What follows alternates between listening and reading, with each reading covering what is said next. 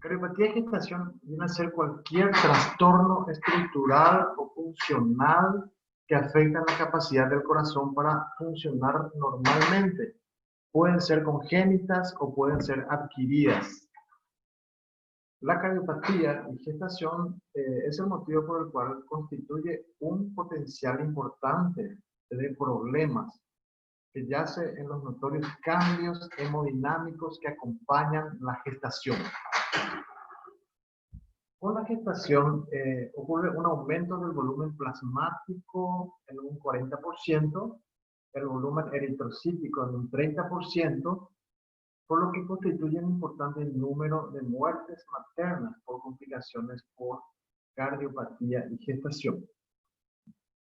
Existen momentos críticos de la gestación en caso de que exista algún tipo de situación como una patología cardíaca concomitante al embarazo. La primera de ellas es desde las 27 semanas en adelante de gestación, donde se da el pico de aumento del volumen sanguíneo. Segundo, durante el trabajo de parto, donde hay un aumento del 50% del gasto cardíaco. Y el otro momento crítico sería posterior o inmediatamente después del parto.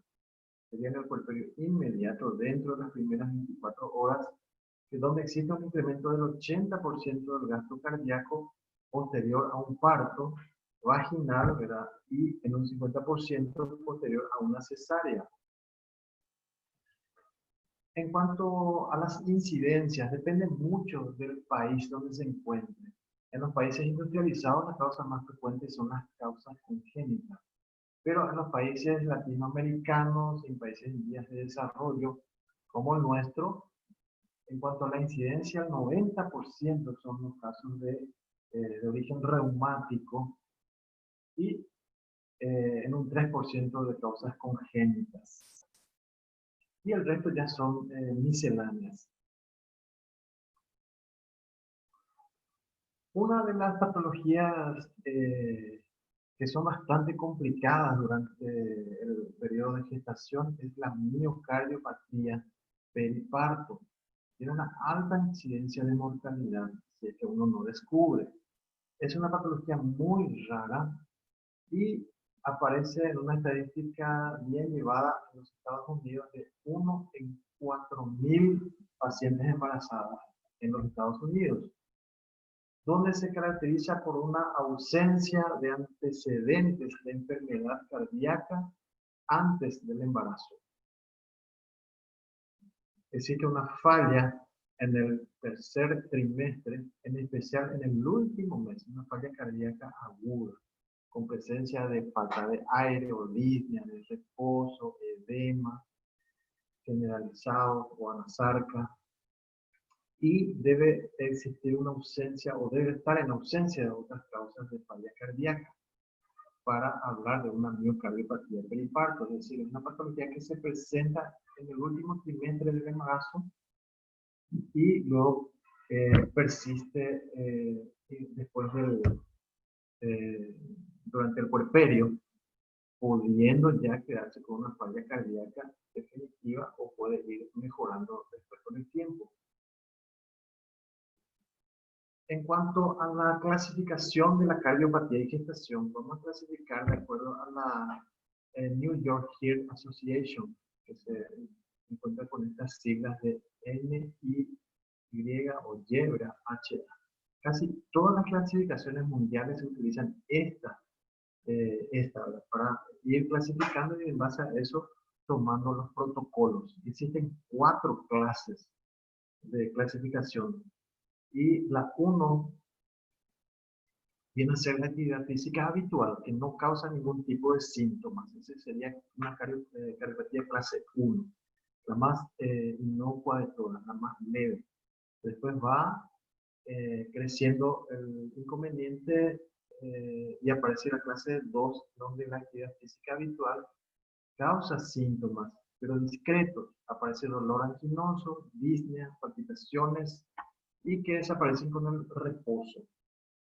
La clase 3 donde una actividad física más limitada, es decir, más limitada o menos intensa, la más leve posible, ¿verdad? Que la habitual, causa ya síntomas evidentes, ¿verdad? De todos los síntomas que anteriormente estábamos escribiendo y que desaparecen con el reposo. Ahora, el cuarto viene a ser cualquier actividad física, desde lo más leve a lo más intenso. Cualquier actividad física que causa síntomas evidentes y que disminuyen, pero no desaparecen con el reposo. Entonces, esta es una clasificación utilizada a nivel internacional. Ahora, existen ciertos factores de riesgo en pacientes con una cardiopatía de embarazo. Una de ellas es la edad materna avanzada. La edad materna avanzada y hoy día justamente con las técnicas de inseminación y de fertilización in vitro en pacientes de edad avanzada donde postergan muchas veces la gestación como ocurre en los países europeos, ¿verdad? En esta etapa de edad avanzada y su primera gestación, muchas de ellas tienen concomitantemente patologías cardíacas.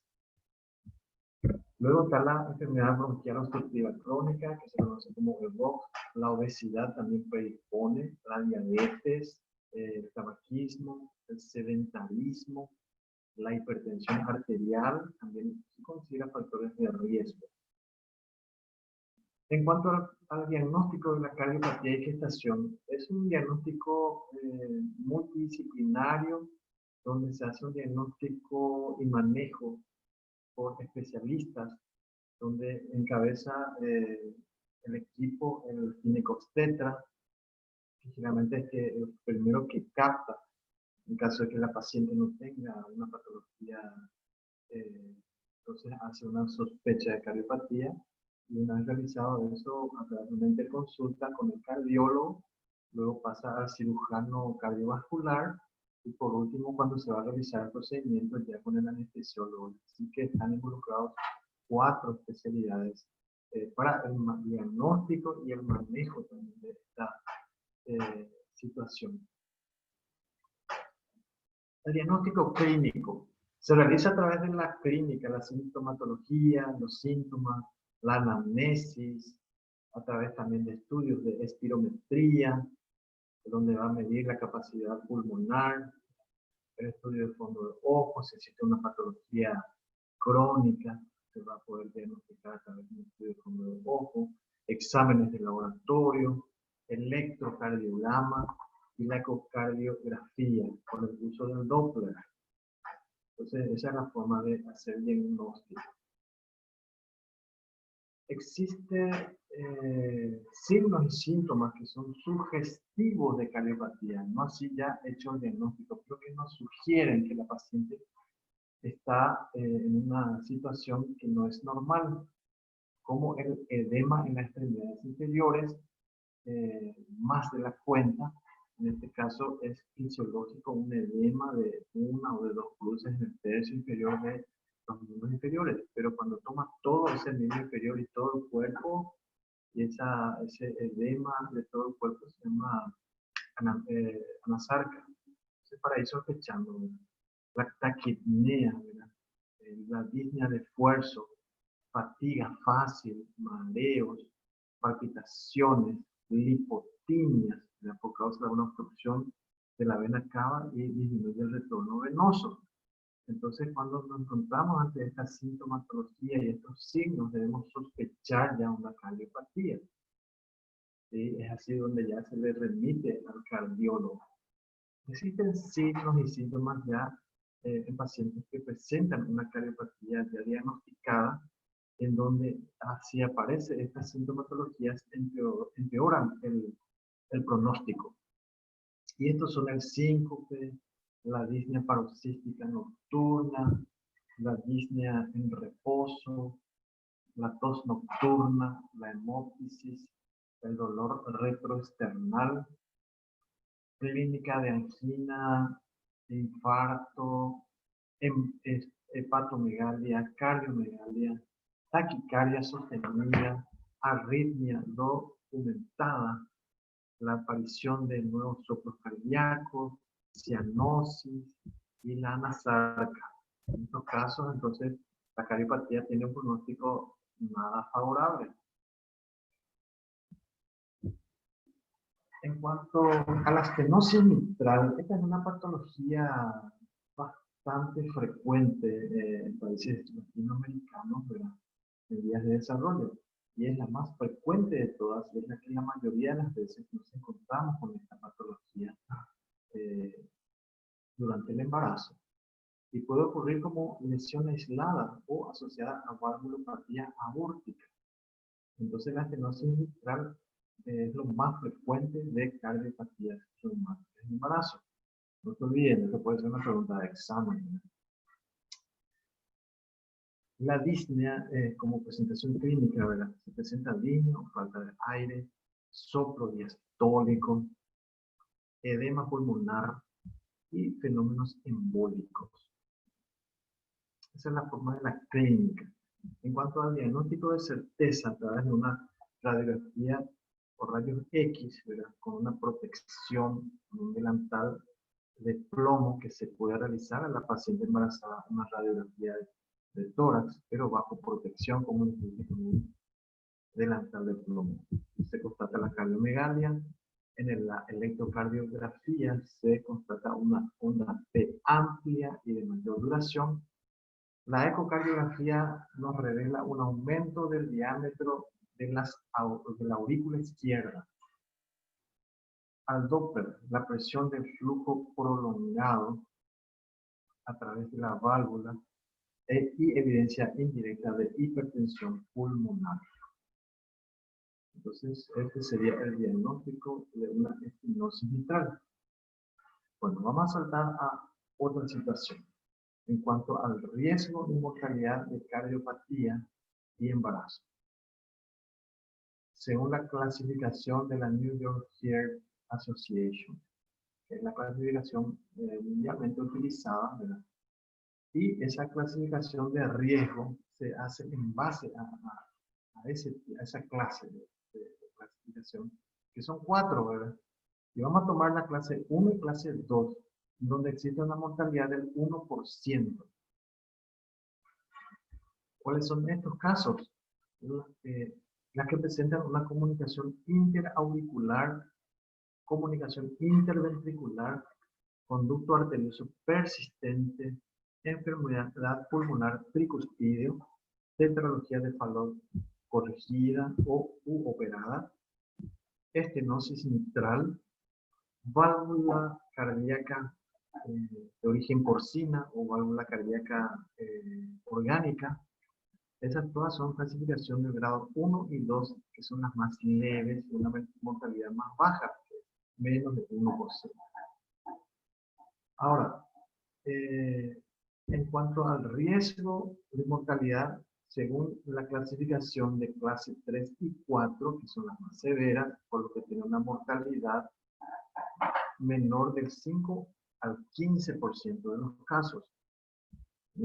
En esta patología podemos ver la estenosis mitral con fibrilación auricular, estenosis aórtica, válvula protésica pero de origen metálica, coartación de la aorta, tetralogía de Fallot no corregida, síndrome de Marfan con aorta normal y antecedentes de IAM. IAM es infarto agudo del miocardio.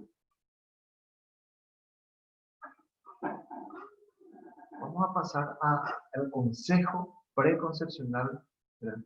En el caso de que existan muchas patologías como la que les voy a ir describiendo, se desaconseja el embarazo.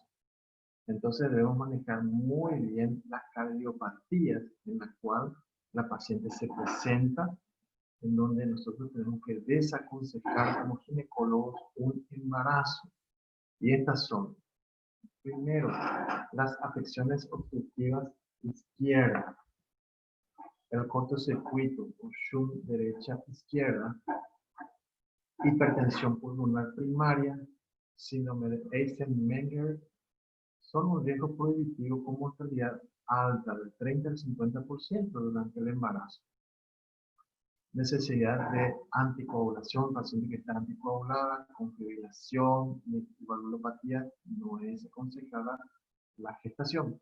Síndrome de Marfan, antecedentes de miocardiopatía periparto, antecedentes de ese tipo de cardiopatía durante la gestación, en anteriores embarazos, también está desaconsejado. Y existe un riesgo de transmisión de cardiopatía congénita a los hijos en la paciente cardiópata, que es del 4%, mientras que la población general es del 0.8%. En cuanto a los tratamientos, las pacientes de los grados o nivel 1 y 2 se manejan por consultorio, pero las pacientes que son más graves, como son los de los grados 3 y 4, dice como un tratamiento de protocolo, es la hospitalización en un lugar, en un hospital de tercer nivel, donde es más complejo, donde existe varias especialidades, ¿verdad? El tratamiento multidisciplinario, debe contar con unidad de cuidados intensivos, estudios, metodología de diagnóstico de tercer nivel para un mejor diagnóstico y tratamiento. El equipo multidisciplinario debe estar siempre presente, como los tetra, cardiólogo, cardiocirujano, anestesiólogo con experiencia para este tipo de manejos. Me refiero a los grados 3 y 4. La compensación clínica de los casos de pacientes que presentan afecciones, como en el caso de las anemias, infecciones, restringir en todo momento el consumo de sal y el antibiótico profiláctico en este tipo de pacientes, sobre todo pacientes con cardiopatía reumática y en antecedentes de endocarditis. La droga de elección sería derivados de penicilina como la ampicilina. En pacientes alérgicas se pueden utilizar vancomicina y o gentamicina en algunos casos. La anticoagulación con heparina y los controles de laboratorio del nivel de TP y de TTPA, de acuerdo a eso, para dosificar la dosis de las heparinas sódicas, pero en las heparinas de bajo peso no se requieren esos controles de laboratorio. Y la anticoagulación debe estar restringida a pacientes con válvulas protésicas de todo tipo, ya sea biológico o metálico, y en estenosis mitral con fibrilación auricular.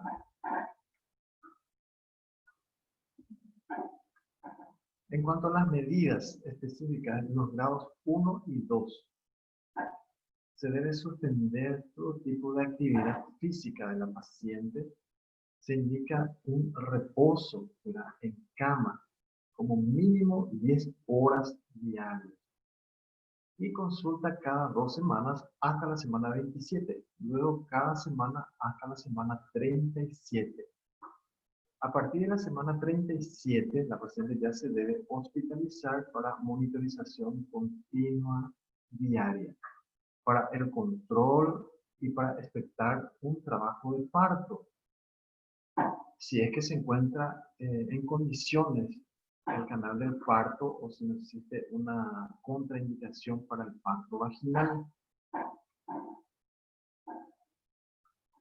Ahora, en cuanto a las medidas específicas, en los grados más severos, que son en los grados 3 y 4,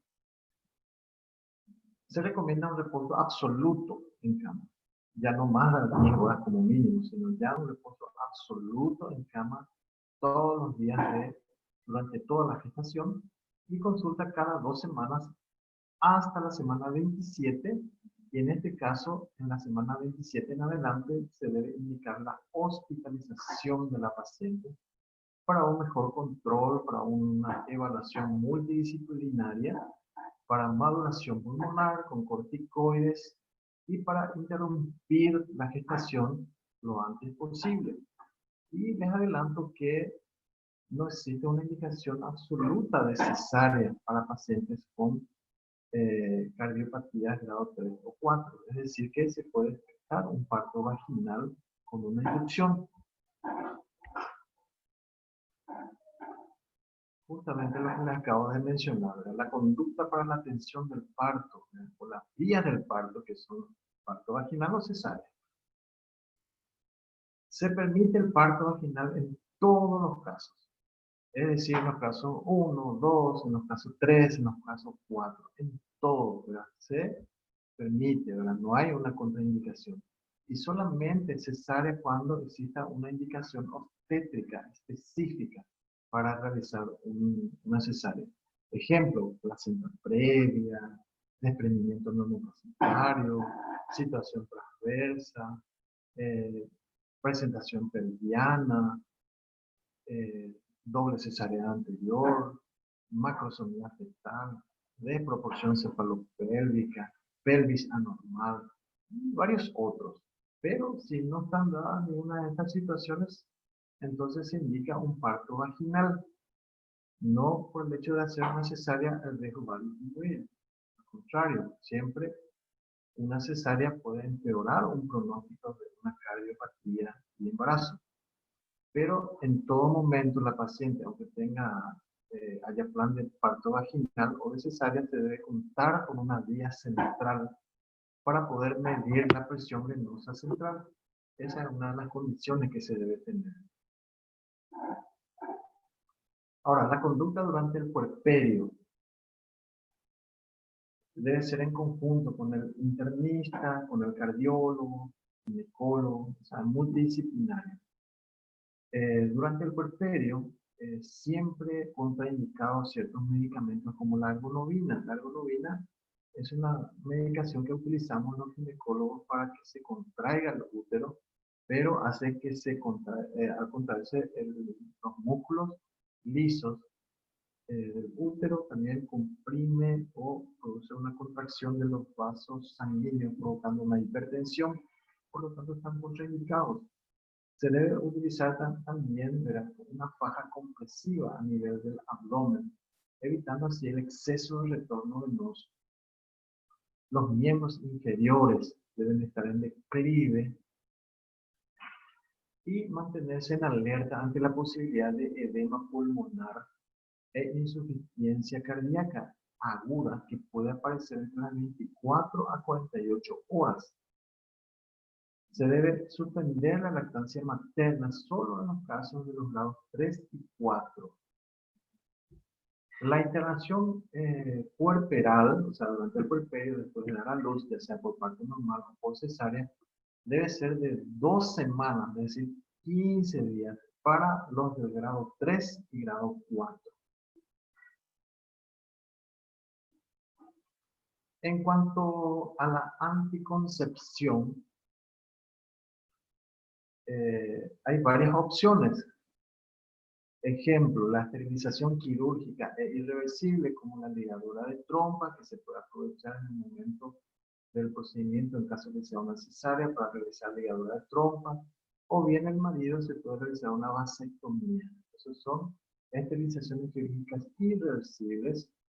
No se deben utilizar los parches tienen estrógenos, los que se aplican por la piel, ¿verdad?, como anticonceptivos, están contraindicados, tampoco los inyectables, los que tienen estrógenos, ni los anticonceptivos orales, sobre todo los que tienen estrógenos. Los estrógenos se deben evitar en todo momento por el riesgo tromboembólico, ya que el embarazo es de riesgo tromboembólico por un aumento de las actividades crinogénicas, un estado de aumento de la hipercoagulabilidad y más aún la cariopatía que puede predisponer a la misma. Entonces, evitar en todo momento el uso de estrógenos. Sobre todo en cardiopatías valvulares, insuficiencia cardíaca, que empeoraría en los casos.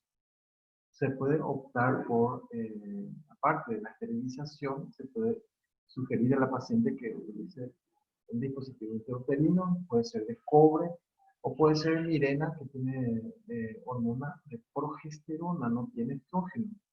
Se puede aplicar un inyectable también cada 3 meses que se llama Depo-Provera, que es progestágeno, es progesterona, no tiene estrógeno. En cuanto a los implantes subdérmicos, también se pueden utilizar, ¿verdad? Ya que constan solamente de progestágenos o de progesterona. Y también se pueden utilizar preservativos. Estos serían los anticonceptivos recomendados para pacientes con cardiopatía. Muy bien. Ahora, a continuación, voy a seguir en esta clase voy a desarrollar también la parte de cardiopatía, les voy a desarrollar sífilis y gestación. ¿Sí? Sífilis es conocido como una enfermedad de transmisión sexual, pero esa terminología de transmisión sexual debe ir cambiándose, ¿verdad? ¿Por qué? Por lo siguiente. Esto se transmite, dice, de persona a persona por medio no solamente del contacto sexual durante las relaciones sexuales, incluyendo el sexo vaginal, anal y oral. También fuera del área sexual se puede transmitir a través de jeringas contaminadas y o por contacto con la sangre. Algunos de ellos pueden transmitirse durante el embarazo en forma vertical, es decir, de la madre al hijo. Por lo tanto, no está limitado exclusivamente a la vida sexual. La sífilis es una enfermedad multisistémica, es decir, afecta a varios órganos y está causada por el treponema pallidum, definida por diferentes estadios clínicos y evolución variable en el tiempo. Es la enfermedad de transmisión sexual más prevalente del mundo. Tiene una frecuencia elevada, ¿verdad? Hay muchas estadísticas, pero los Estados Unidos tienen una estadística muy buena de 36.000 casos de sífilis en el 2006, de los cuales 9.756 eran sífilis primarias y secundarias. En nuestro país tenemos muy alta incidencia de sífilis, pero no hay estadísticas creíbles, hay muchos errores, entonces no podemos llegar a una buena estadística. La incidencia más alta de sífilis primaria y secundaria se registró en Estados Unidos entre mujeres de 20 a 24 años y hombres de 35 a 39 años. Los casos de sífilis congénita, que son sífilis que nacen ya de nacimiento, de reportados nacidos, aumentaron de 339 casos nuevos en el 2005 a 349 en el 2006. Entre 2005 y 2006, el número de casos reportados de sífilis primaria y secundaria aumentó en un 11.8%. En el 2006, el 64% de los casos reportados de sífilis primaria y secundaria correspondieron a homosexuales. Esta es entonces una patología que tenemos que tener en cuenta que es la más frecuente a nivel mundial de enfermedades que se pueden transmitir sexualmente. Pero como yo les acabo de decir también, no solamente sexualmente, sino por otras vías de transmisión. Y en cuanto a la vía de transmisión, tenemos 5 formas de transmitirse. La más frecuente de todas es el contacto directo con una úlcera sifilítica, que es el chancro sifilítico. Que lo voy a ir describiendo más adelante, que son úlceras que aparecen principalmente en las áreas de genitales externos, en la vagina, en el ano, en el recto, en los labios, en la boca también, dependiendo del hábito sexual que pueda tener una persona. La transmisión de bacterias ocurre durante las relaciones sexuales, vaginales, anales u orales, es decir, el contacto con ese chancro sifilítico. La otra forma de contagiarse es la congénita o vertical, es decir, de la madre al feto. La inoculación accidental para quienes manipulan y trabajan la bacteria en el laboratorio, por medio de uso de toallas o en los sanitarios, pero que es lo menos frecuente, pero también se describe como una forma de transmisión. Al igual que la transfusión sanguínea también. Ahora, en cuanto a los signos y síntomas que presentan la sífilis, muchas que tienen sífilis no presentan síntomas durante años. Las personas que están en la fase primaria, es decir, con el chancro sifilítico, ahí comienza la fase primaria, o luego de ella, en la parte de la sífilis secundaria de las enfermedades, pueden transmitir aún la infección. Después de la fase secundaria viene la fase terciaria, pero en esa fase ya no transmiten la infección, solamente en la fase primaria y en la fase secundaria. Vamos a analizar los siguientes estadios clínicos de la patología. Está la sífilis primaria, que aparece con el chancro sifilítico, que vamos a ir describiendo enseguida. Luego está la sífilis secundaria. La sífilis secundaria se clasifica nuevamente en latente, temprana, es decir, menos de un año de la primera infección, es decir, menos de un año de la primaria o del chancro sifilítico. Ahora la sífilis latente tardía sería la que aparece después del año del chancro sifilítico o de la sífilis primaria. Y luego está la sífilis latente, que es de duración desconocida. La sífilis terciaria o la sífilis tardía, que dijimos que ya no transmite la infección de todo de muchos años, puede manifestarse como una afectación neurológica o neurosífilis. Se consideran sífilis tardía con manifestaciones clínicas diferentes de neurosífilis, que pueden ser tardía benigna o sífilis cardiovasculares, afectación de la aorta, por ejemplo. Y la otra forma clínica es la sífilis congénita, la que nace con esa patología y con algún tipo de deformidad de que vamos a ir escribiendo más adelante. Vamos al primero de todos ellos, que es la sífilis primaria, de la que se aparece como en forma de úlcera. Esa úlcera se denomina chancro sifilítico. Y esta puede ser única, puede ser múltiples, son firmes, son redondeados, pequeños e indoloros.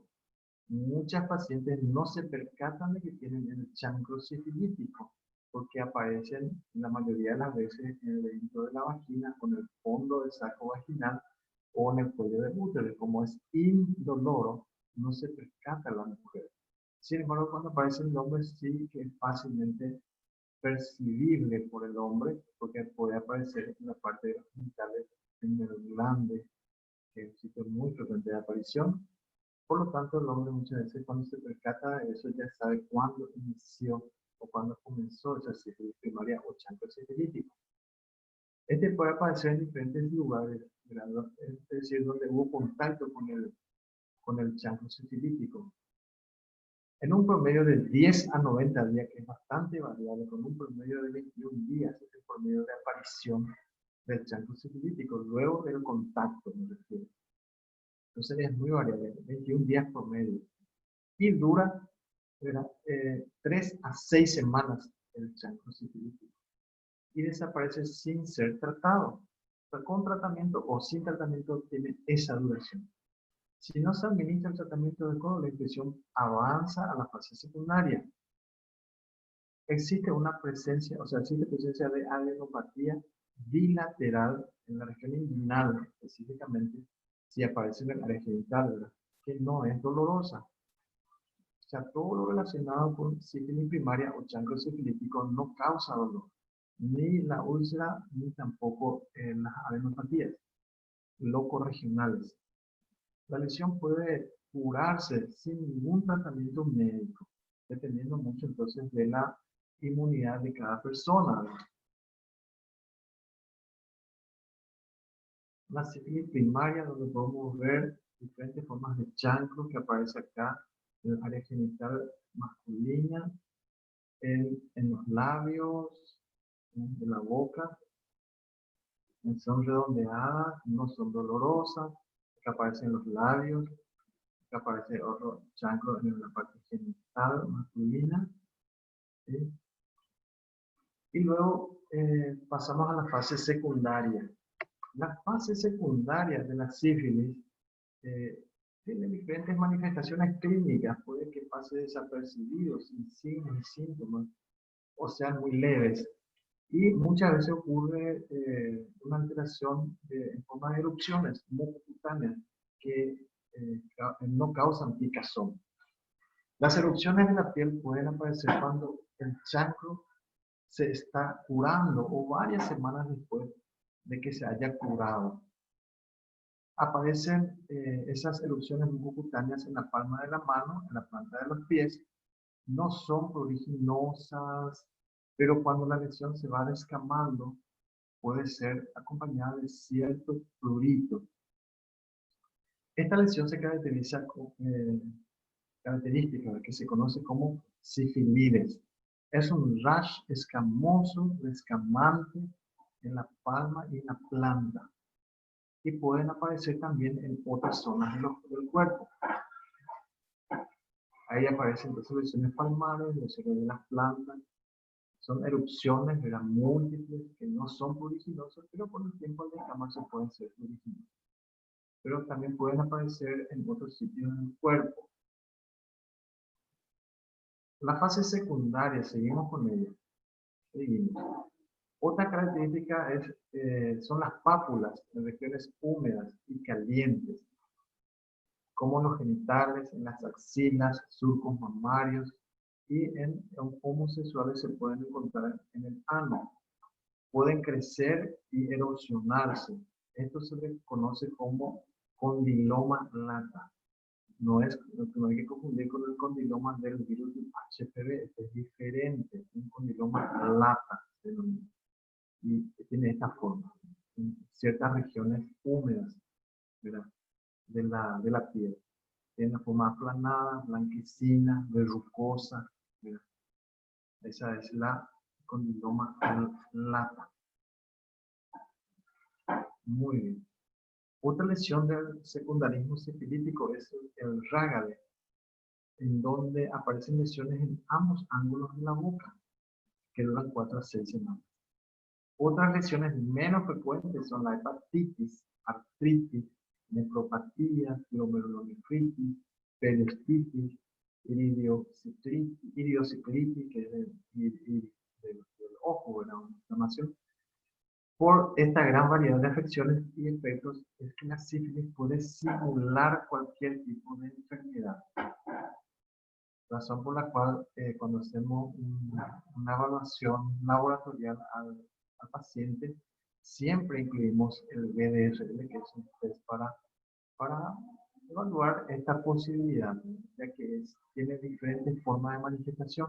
Muchas veces no tiene ninguna sintomatología y la paciente puede tener sífilis. Ahora, durante el curso de la enfermedad hay individuos que pueden llegar hasta aquí. La sífilis secundaria puede curar sin tratamiento médico. Posiblemente sea el sistema inmune el responsable de esto.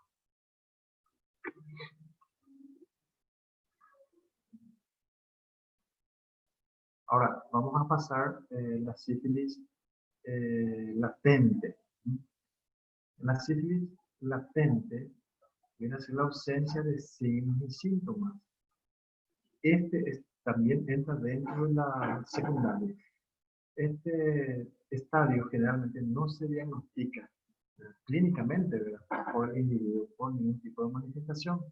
Y algunas veces, por una casualidad, como le estaba diciendo, al solicitar un examen de laboratorio tuvimos DRL y nos viene reactivo. Entonces, para sospechar eso. El periodo latente se divide en temprano y tardío. El temprano va desde el chancro sifilítico hasta los 1 año y el tardío, es decir, sífilis secundaria tardía, desde 1 año en adelante. En este periodo, los individuos todavía pueden transmitir la enfermedad, en vista de que hay pequeñas bacteriemias. Un 30% de los individuos no tratados pueden entrar en la sífilis terciaria. Pueden aparecer de 10 a 20 años después de haberse adquirido la infección. Perdón, esta es la sífilis terciaria, ya estamos entrando ahora. La sífilis terciaria aparece entonces muchos años después de la primera infección, o sea, del chancro sifilítico, de 10 a 20 años después. En esta fase avanzada, la sífilis puede afectar posteriormente órganos internos como el cerebro, nervios, ojos, corazón, vasos sanguíneos, hígado, huesos y las articulaciones. El daño puede ser grave e incluso causar la muerte de la paciente. Se consideran desde diferentes síndromes clínicos, tales como neurosífilis, sífilis cardiovascular, las gomas sifilíticas. Las manifestaciones más frecuentes de la sífilis terciaria son las gomas sifilíticas. En este periodo, los individuos ya no son contagiosos. Dijimos que iban a contagiar la enfermedad solamente en la fase de la enfermedad primaria y la sífilis secundaria. En la terciaria ya no transmiten, ya no son contagiosos. Una de las formas de la terciaria sería la cardiovascular, que se manifiesta sobre todo como aortitis, insuficiencia aórtica. El signo característico de la sífilis cardiovascular, que es patognomónico, es una aneurisma de la aorta. Es decir, que es sifilítica, entonces, hasta demostrar lo contrario. Las gomas son nódulos necrosados que drenan líquido, son como nódulos que tienen una colección de líquido cerrado y luego se abren y comienza a fluir a través de la piel. El fondo básico o histológico de una goma es un granuloma que tiene una forma de hipersensibilidad tipo 4 al microscopio. Son granulomas. Las gomas pueden atacar piel, también huesos, articulaciones, hígado, sistema nervioso central. La neurosífilis, que es una sífilis terciaria, ¿verdad? Se puede manifestar como asintomática o bien con sintomatologías. La asintomática tiene que ser una neurosífilis con bacteriemia y con líquido cefalorraquídeo anormal. Ahora, la sintomática se puede manifestar como una neurosífilis con neurosífilis meningovascular, o sea, signos meningios, dolor de cuello, cefalea, y una neurosífilis parenquimatosa. Empieza aproximadamente a los 10 años después del contagio. Existen 4 formas diferentes de neurosífilis. La asintomática, que es la más común en aquellos casos donde la paciente tiene sífilis y hacemos todo el tratamiento y nunca cura.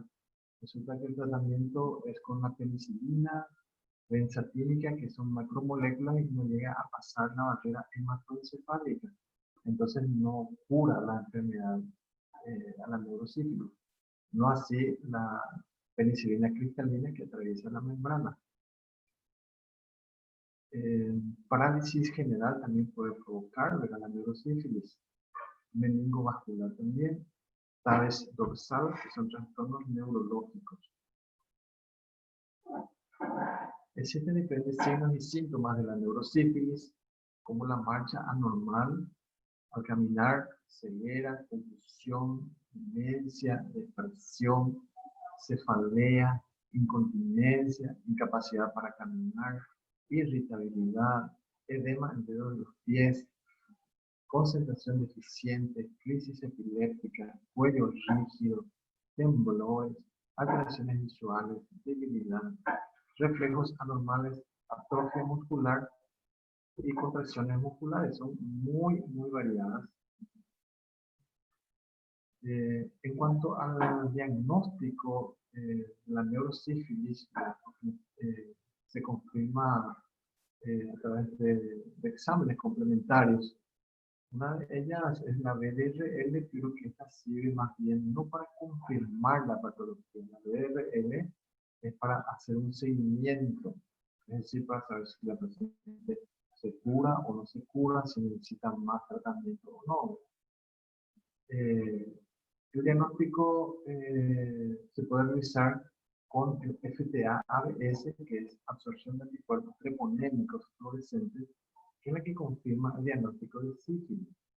Pero la neurosífilis se confirma a través de una punción lumbar, donde se analiza el líquido cefalorraquídeo. Ese sería entonces el diagnóstico definitivo para confirmar la neurosífilis. Se realiza así un estudio entonces de función del líquido cefalorraquídeo. Y en cuanto al pronóstico de una neurosífilis, congénita se considera una complicación potencialmente mortal y el pronóstico depende de la gravedad de la neurosífilis antes del tratamiento, ya que puede provocar lesiones irreversibles de origen neurológico. Y por último, vamos a hablar acerca de la sífilis congénita, en la que se transmite madre a hijo. Puede ocasionar una muerte fetal dentro del útero, una de las causas principales de muerte fetal intraútero. Pueden provocar abortos espontáneos, mortinatos, que son recién nacidos que fallecen inmediatamente después del nacimiento. Pueden provocar hidrops fetal, que son fetos edematosos. Prematurez también pueden provocar amenaza de parto prematuro. Y infecciones frecuentes. La sífilis congénita precoz puede tener restricción de crecimiento intrauterino, que se conoce como las siglas de RCIU, hacia una hepatosplenomegalia. Existen linfadenopatía generalizadas, anemia, leucocitosis, leucopenias y trombocitopenia. Alteraciones entonces hematológicas. La sífilis congénita precoz puede tener también manifestaciones mucocutáneas o cutáneo-mucosas que tiene forma que se denomina pemphigoide, palmoplantar, lesiones maculoeritematosas, rinitis o coriza, osteocondritis, periostitis, osteitis y pseudoparálisis de Parro. Los dientes, ¿verdad? Los dientes de Hutchinson son estos dientes que tienen forma de luna, triangular de luna, tiene forma de media luna, los dientes. Son deformes, puede haber una queratitis bilateral, neurosífilis, parestesias, tabes dorsal, hipoacusia del origen neurológico, artritis de rodillas, alteraciones esqueléticas como la nariz en silla de montar o perforación del paladar, protuberancia frontal y de la mandíbula, tibias, así como ensables, como se ven en esta placa radiográfica, tibias ensables. Acá vemos una silla, o sea, nariz en silla de montar, la perforación o defecto a nivel del paladar. Son sífilis congénitas. Ahora, en cuanto a las pruebas para el diagnóstico de la sífilis, pueden realizarse por examen microscópico directo o pueden realizarse por inmunofluorescencia directa o por pruebas no treponémicas o por pruebas treponémicas. Son 4, pero las más utilizadas son las últimas 2. La que se realiza al microscopio directo sería por el campo oscuro donde se ve al treponema pálido. Por mencionar nada más, porque esta casi no se realiza, ¿verdad? Y la inmunofluorescencia directa también, donde se observa el treponema. Tampoco es muy revisado, pero en la literatura menciona. En nuestros medios se utilizan estos últimos dos, ¿verdad? Que son la BDRL y la FTA-ABS.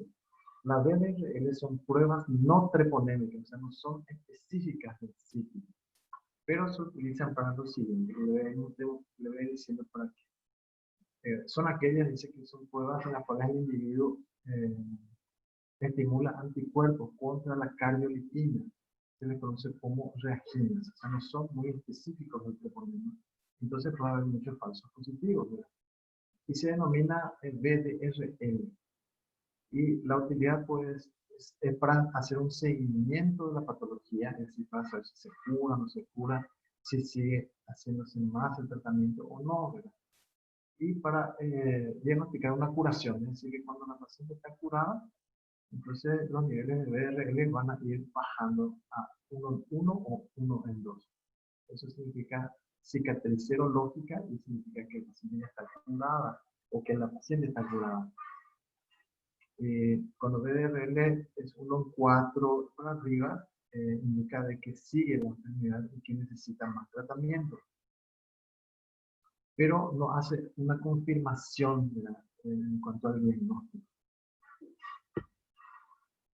Existen diferentes falsos positivos en la BDRL. La BDRL es una de las más utilizadas, ¿verdad? Pero si hay ciertas dudas, se utiliza otro examen que se denomina FTA-ABS, que es más específico. Entonces, BDRL se usa para seguimiento y para saber si la paciente tiene o no curación. Y los falsos positivos son enfermedades autoinmunes, lupus eritematoso, hepatitis vírica, mononucleosis infecciosa, paludismo, algunas pacientes embarazadas también pueden dar falsos positivos. Y en cuanto a esta última determinación del laboratorio, que se denomina FTA-ABS, este sí se utiliza para confirmar el diagnóstico. Entonces, cuando tenemos dudas, debemos pedir siempre FTA-ABS. Eso sí confirma el diagnóstico. Y una vez que confirmamos el diagnóstico, hacemos el tratamiento y para seguimiento pediríamos entonces el BDRL. Se utiliza con anticuerpos específicos contra el treponema pallidum. Entonces, es el FTA-ABS, es una prueba con anticuerpos fluorescentes. En algunos casos pueden dar falsos positivos, que son transitorios y de causa desconocida, lupus eritematoso sistémico, inducida por algunos medicamentos, edad avanzada, drogadictos, lepra, enfermedad del colágeno, pueden causar entonces falsos positivos. En cuanto a la sífilis y la transmisión del VIH, las úlceras genitales o el chancro sifilítico producida por la sífilis hace que sea más fácil contraer la infección por el HIV y transmitirla por vía sexual. Se calcula que el riesgo de contraer la infección por el VIH es 2 a 5 veces mayor cuando la persona expuesta al virus tiene sífilis, sobre todo la sífilis primaria, donde aparece el chancro, donde fácilmente puede penetrar en ese sitio el virus del HIV. En cuanto al tratamiento, para realizar el tratamiento de la sífilis tenemos que clasificarla siempre en qué etapa se encuentra, en qué etapa clínica. El tratamiento en la etapa primaria, donde aparece el chancro sifilítico, ¿verdad? También en la fase secundaria, que dijimos que íbamos a vivir en latente precoz, que es menos de un año, ¿verdad? Se utiliza la penicilina G-benzatínica de 2.400 como dosis única, ¿sí? Solo una dosis. Y en algunos casos se puede agregar probenecid para aumentar la concentración de la droga o del antibiótico en la sangre. En los niños se puede utilizar penicilina benzatínica, una dosis de 50.000 unidades kilogramos peso, a una dosis única. Nada más una dosis en la sífilis primaria y en la secundaria precoz, que es menos de un año de la aparición del chancro. En pacientes que son alérgicos pueden utilizar doxiciclina, macrólidos como acitromicina y la eritromicina. Como siguiente tratamiento, ¿verdad? En los casos de la sífilis ya tardía, sería en las gomas sifilíticas, que son las sífilis terciarias, en la cardiovascular, o la sífilis secundaria tardía, que son las que se considera mayor de un año después de aparecer el chancro sifilítico. En ese caso, el paciente puede hacer un tratamiento también con penicilina benzatínica de 2.400.000, pero en este caso se repite cada 7 días, ¿verdad? En total 3 dosis. También se puede agregar probenecid y en los niños también se aplican una dosis de 50 miligramos unidades kilogramos peso cada 7 días, también 3 dosis. Otra opción también es la ceftriaxona, cada 24 horas de 1 gramo por 14 días. Y en caso de alergias, se pueden utilizar la doxiciclina durante 28 días a dosis de 200 miligramos kilo peso. Entonces, para el tratamiento tenemos que identificar bien si se trata de sífilis primaria, el chancro sifilítico, y sífilis secundaria temprana a menos de un año. Una sola dosis de penicilina benzatínica de 2.400.000 resuelve el problema. Pero cuando es mayor a esa, es decir, una sífilis secundaria tardía, que es mayor de un año, y la sífilis terciaria, se utilizan 3 dosis de penicilina, de la misma dosis, de 2.400.000, pero en este caso se realiza una vez por semana, en total 3 dosis. En el caso de la neurosífilis, el tratamiento con penicilina ya no se usa la benzatínica, porque la benzatínica son macromoléculas y no pasan la barrera hematoencefálica, y en este caso se usan penicilina, pero cristalina. Entonces sí atraviesan la barrera hematoencefálica y a una dosis de 18-24 millones de unidades día cada 4 horas por 10 a 14 días. Y para culminar, ¿verdad? En cuanto a la sífilis y la forma de prevenir, ¿verdad? En todo momento siempre es la abstinencia sexual, y una vez que uno tenga ya relaciones, se establece mutuamente la monogamia, es decir, no tener varias parejas sexuales. Y es la mejor forma de evitar esta infección. En cuanto a la sífilis, pueden aparecer tanto en áreas genitales que hayan estado cubiertas y protegidas por un preservativo o un condón de látex. Así que, como en áreas que no estuvieron descubiertas durante una relación sexual, puede transmitirse, ¿verdad? La sífilis, por más de que se utilice un preservativo. El uso correcto, según la Organización Mundial de la Salud, el uso correcto y habitual de los condones de látex pueden reducir, nunca dice que va a evitar el 100%, simplemente reducen el riesgo de contraer sífilis y no evita el contagio al 100%. Bueno, eso ahora es todo. No sé si queda cierta duda, algo que preguntar, de una clase.